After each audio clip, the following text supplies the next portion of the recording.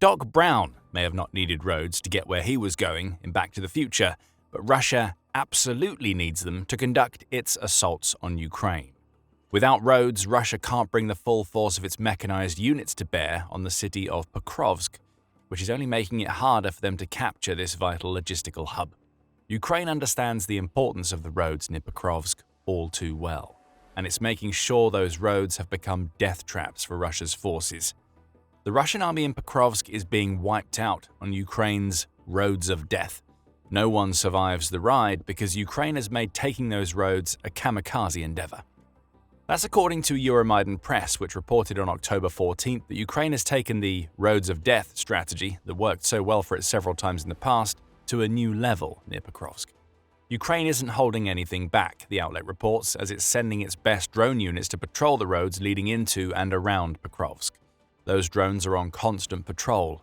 They're looking for anything bearing Russian colors, and when they find what they're looking for, those drones take out their targets, all in an effort to cripple Russia's logistical network to ensure all future attacks on Pokrovsk are far weaker than they could otherwise have been. This isn't a direct assault by Ukraine.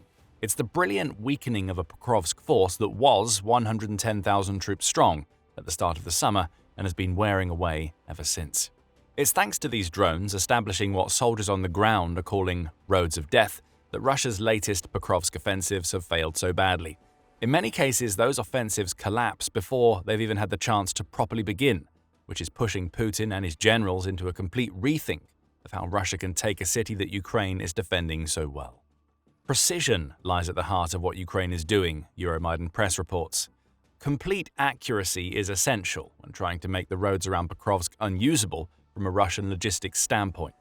The outlet says that there are several geolocated videos highlighting the effectiveness of Ukraine's approach, including one where a Russian UAZ van erupts into flames after being struck by one of Ukraine's drones on the roads of death.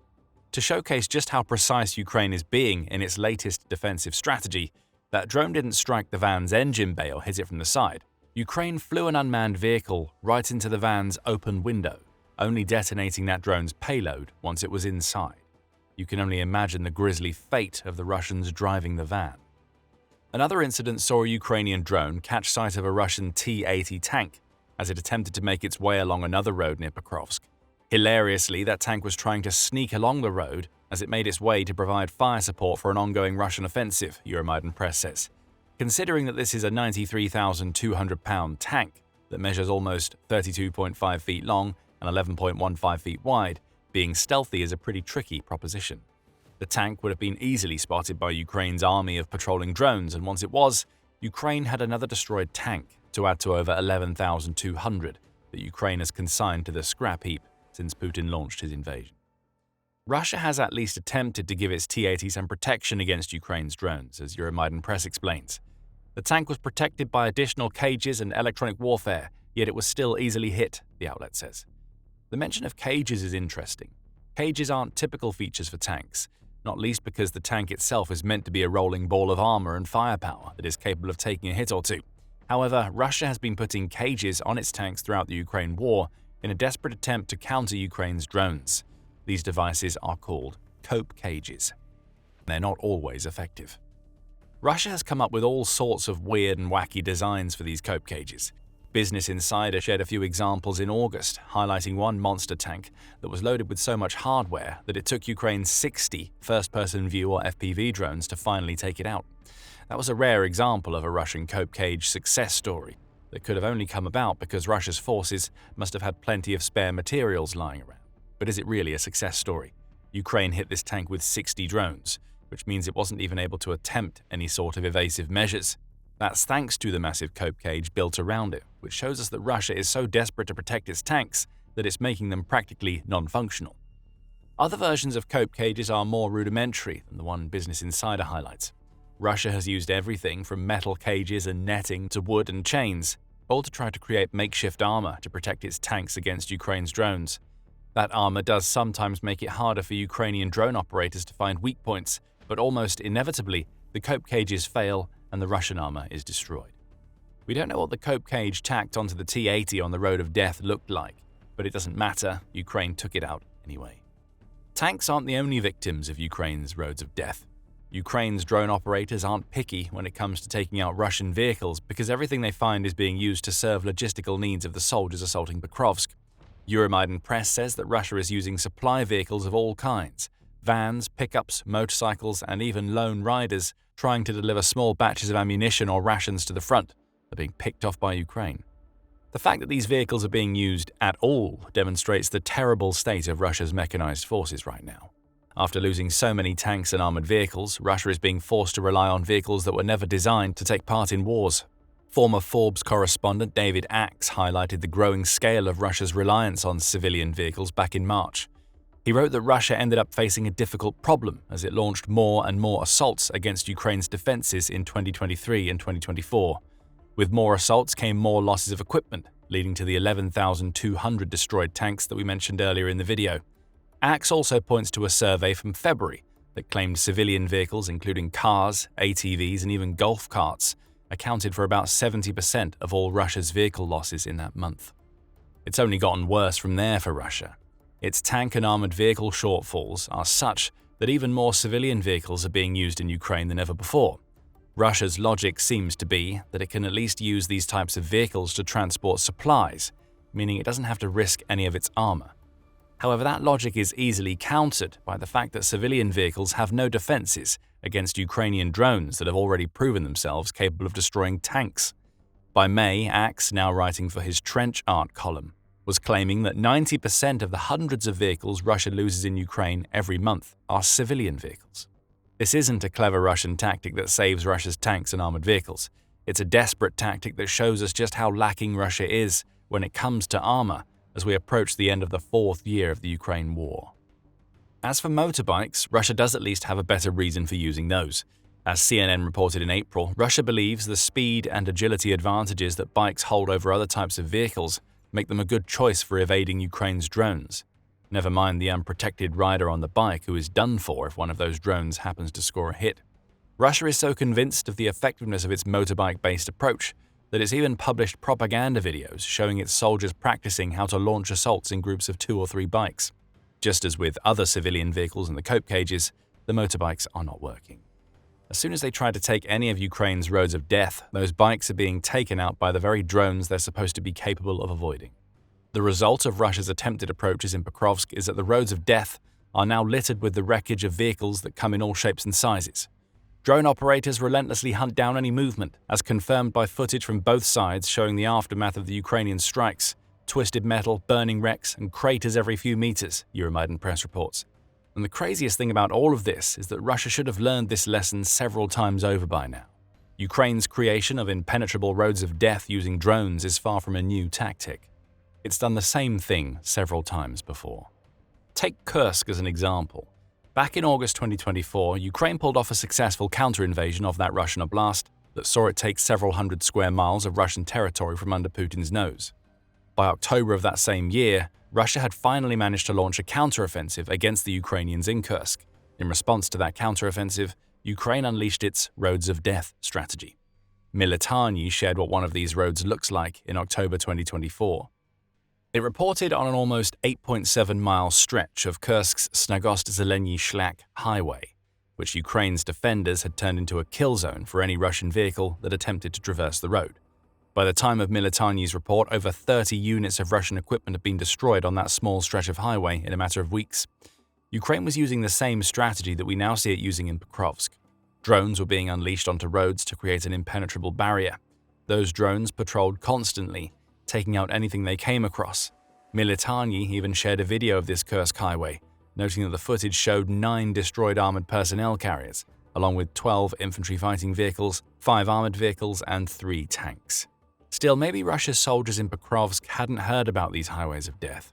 Kursk is hundreds of miles away from Pokrovsk, so maybe what's happening right now is a symptom of failed communication rather than Russia repeating the mistakes that have already cost it dozens of vehicles.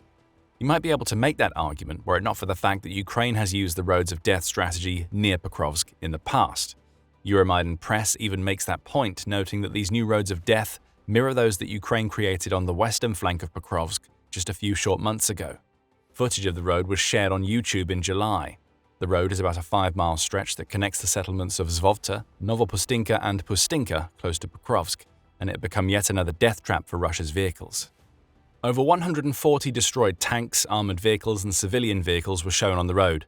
That makes 28.5 vehicles for every mile, which is the sort of traffic jam no Russian soldier wants to find themselves caught up in. And even back then, the vehicles Russia was sending down this road of death were primarily civilian cars and trucks used to support its logistical network.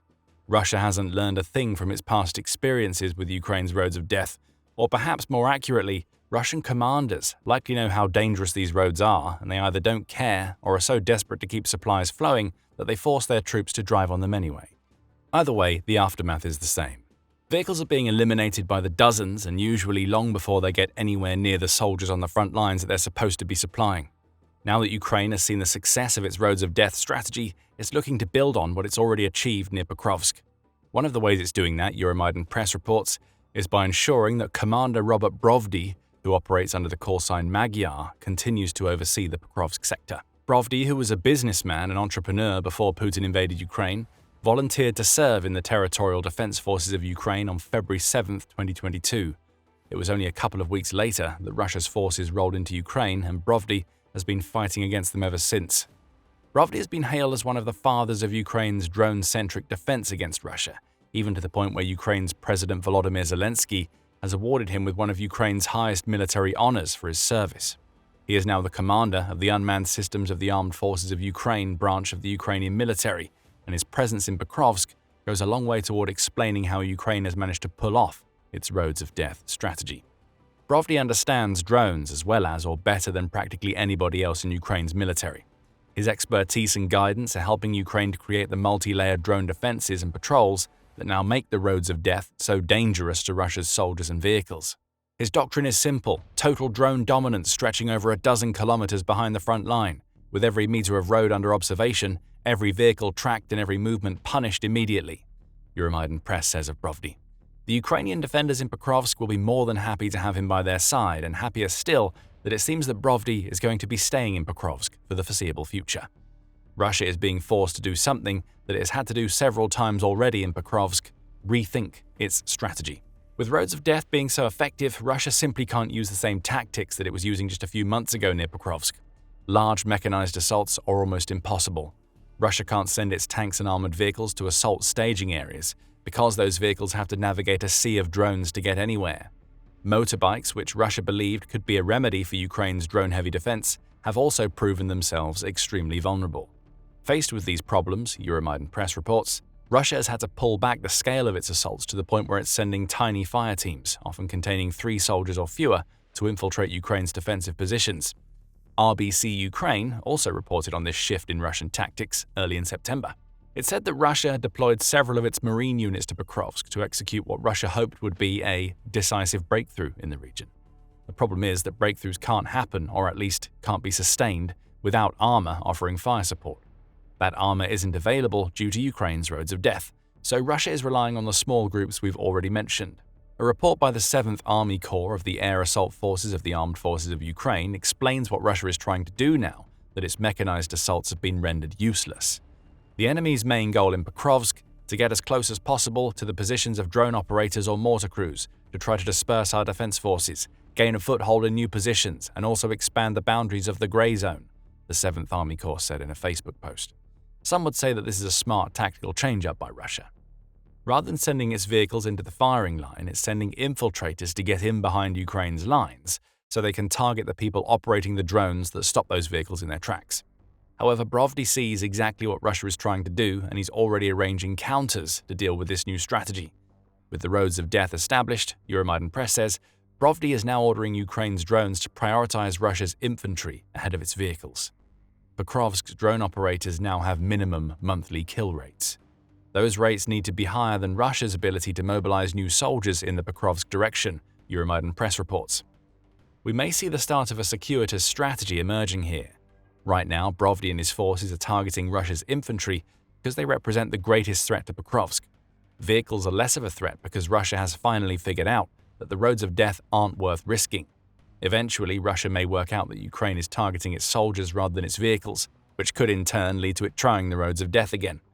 Brovdi will be watching for this. As soon as Russia starts trying to build up for a mechanized assault or get its logistical networks up and running again, the odds are that Pokrovsk's drone operators will start hitting the vehicles again. It's a game of reactions and counter-reactions. Based on just how many soldiers and vehicles Russia is losing in Pokrovsk, this seems to be a game that Ukraine is winning. Ukraine's roads of death are stopping Putin from claiming Pokrovsk in the fall, which is putting Russia far behind its leader's schedule. Pokrovsk was supposed to be Russia's by the end of the summer. Now Putin is growing ever more desperate. According to Zelensky, Russia is now trying for a stronger push against Pokrovsk to cover up for the losses its military has experienced in Dobropilya. On October 9th, Pravda reported Zelensky as stating, "They initially said by September, then postponed the deadline to November." That comment was made in reference to Putin's stated deadline for taking the Donbas region of Ukraine. The operation has definitely influenced the defense of Pokrovsk. Realizing their heavy losses near Dobropilya, the Russians have now been ordered to take Pokrovsk urgently, at any cost. We know what "at any cost" means to Putin. Russia will be sending more soldiers and perhaps more vehicles into Pokrovsk. How effective these new offensives will be is anybody's guess.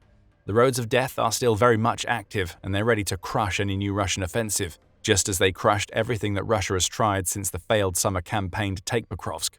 Still, Putin won't care how many soldiers he loses as long as Pokrovsk eventually falls. After all, he's more than happy to let Russia's soldiers die in Sumy, so why not Pokrovsk as well? Putin has abandoned his own troops in Sumy, leaving them to die in Ukraine's kill zones. Find out more in our video, and remember to subscribe to the Military Show for more updates about what's happening in the Pokrovsk direction.